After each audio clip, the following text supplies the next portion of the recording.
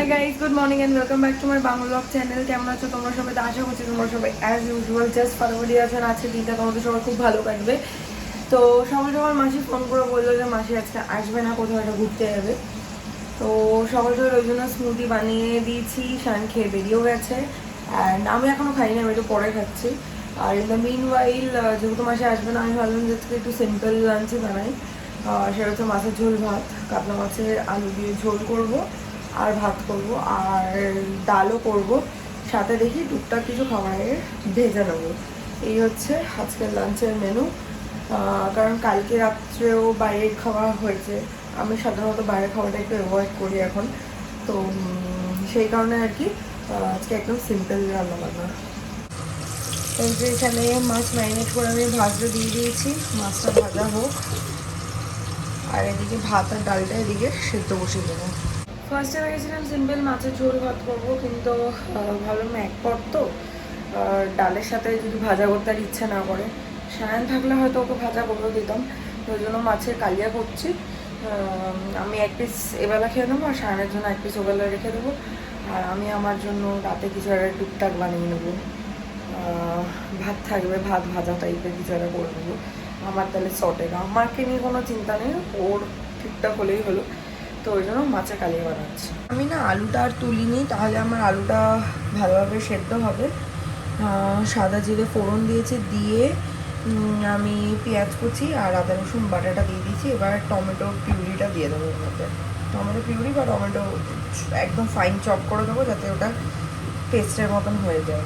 এখানে ভাতের জল বসিয়ে দিয়েছি, আর এখানে ডাল হয়ে গেছে। সর্টেড আর মাছটা এখানে হচ্ছে। এই আমার মাছের ঝোল, মানে মাছের কালিয়া প্রায় রেডি। জাস্ট ঘি গরম মশলা দিয়ে হালকা একটু চিনি দেবো, দিয়ে নামাবো। আর এদিকে ভাত হয়ে গেছে, ডালও হয়ে গেছে। সব কাজ বাজ সেরে স্নান টান করে ফ্রেশ হয়ে ঠাকুরকে পুজো দিচ্ছি। এখন ঠাকুরকে খেতে দিয়েছি, তাই একটু এই ঘরে এলাম বলে ভাবলাম যে ব্লগ করে নিই। তো চলো ঠাকুর পুজো দেওয়াটা কমপ্লিট করি, করে তারপর কিছুক্ষণ পরে লাঞ্চে বসবো। কারণ আজকে যেহেতু আমি করেছি না, সব তাড়াতাড়ি তাড়াতাড়ি হয়েছে, কারোর ওপর ডিপেন্ড করতে হয়নি যে মাসির কতক্ষণে রান্না শেষ হবে বা কিছু। আর মাসি একদম সকাল সকাল জানিয়েছে, আর আমি বেশিক্ষণ ওয়েটও করিনি, তাড়াতাড়ি সব কাজ সেরে নিয়েছি। তো ওই জন্য টাইম আছে, মানে আছে এখনও মানে অত লেট হয়নি যে লাঞ্চে বসতে হবে। আর খিদেও পাইনি আমার।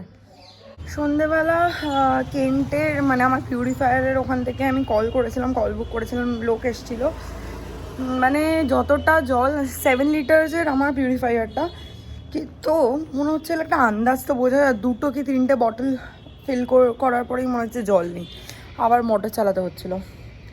তো ওই জন্য কল বুক করেছিলাম সকালবেলায়। আজকে লোক এসেছিলো, এসে বললো ফিল্টারে ওই আয়রন জমেছিলো, ওটাই ক্লিন টিন করলো। বেসিক্যালি যেটা ব্যাপার হয়েছে, আমার আগে যে মানে টেকনিশিয়ানগুলো আসতো, মানে একজনই আসতো আগে, উনি কোনো দিন এসে ফিল্টার ক্লিন করেননি। এবার আমি জানিও না আমি সিস্টেম কি আছে না আছে, আমি ভাবতাম যে উনি হয়তো করেছে। এবার আজকে যেটা উনি সিলিন্ডারটা খুললো আর কি, ফিল্টারটা ওটা খুলে ক্লিন করলো, তাতে বুঝলাম আচ্ছা এটা ফিল্টার আর এটা ক্লিন করতে হয়। কত আয়রন, কত ময়লা জল বেরোলো। যাই হোক, তারপর দিয়ে ঠিক হয়ে গেছে সব করে টোরেই। তখন আর ওই জন্য ব্লগটা করিনি, সন্ধে দিলাম, দিয়ে এই বাড়ি গেলাম। চলো ভেতরে যাওয়া যাক। আজকে মা ঘুগনি করবে, আর তার সাথে আটার লুচি। ময়দার লুচি কাল খাওয়াবে বলেছে। আমি অ্যাকচুয়ালি একটা লুচি খেতে ভালোবাসি, কিন্তু সেটা ময়দার হতে হবে, আটার না। বাট আজকে আটার লুচি। বাড়িতে এসে গেছি, অ্যান্ড এসে সবার আগে এখানে নিয়ে নিয়েছি যে ঘুগনি আর আটার লুচি, যেমনটা বললাম আজকে আটার লুচি। যাই হোক চলো খেয়ে নিই।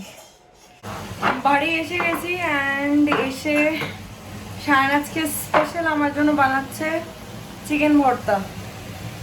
চিকেন ভর্তা না, ঠিক এটা এই সরি চিকেন কিমার তরকারি।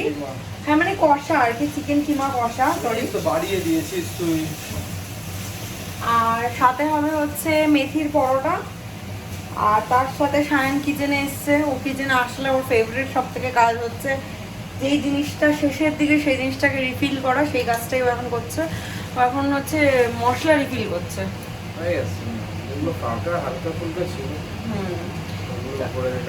যাই হোক, এখন ও রান্না করছে, আজকে আমি টেস্ট করে দেখবো কেমন হচ্ছে। ভালোই রান্না করে, দেখা যাক। ঠিক আছে।